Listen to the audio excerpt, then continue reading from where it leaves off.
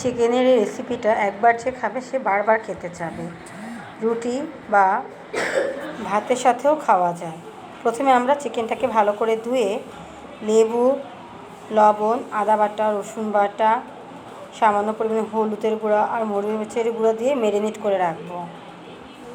Marinate করে রাখলে ভিতরে মশলাটা ভালো মতো ঢুকে যায়।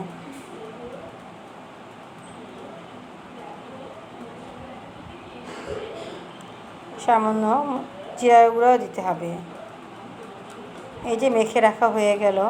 তারপর অন্য একটি পাত্রে পেঁয়াজটাকে ভালো করে ভেজে তার মধ্যে দারচিনি, এলাচি, তেজপাতা দিয়ে ভালো মতো ভাজা ভাজা করে নিতে হবে।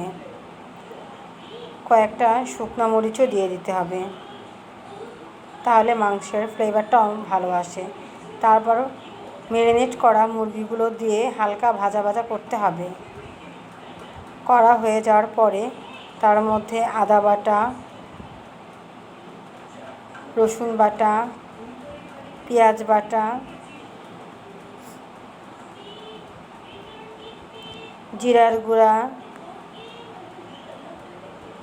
ধনিয়া গুঁড়া,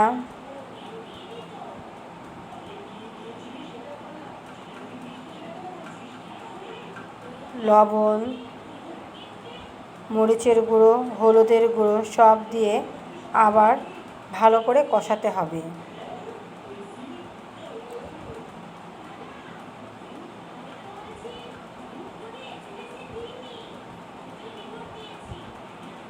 এখন ভালো মতো কষানো হয়ে গেলে টমেটো পেস্টও দিয়ে দিতে হবে। তারপর পরিমাণ মতো টক দই আর লিকুইড দুধ দিয়ে ভালো মতো কষিয়ে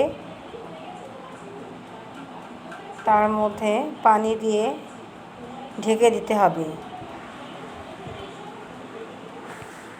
আরও স্বাদ বাড়ানোর জন্য একটু চিনি অ্যাড করে দিতে হবে।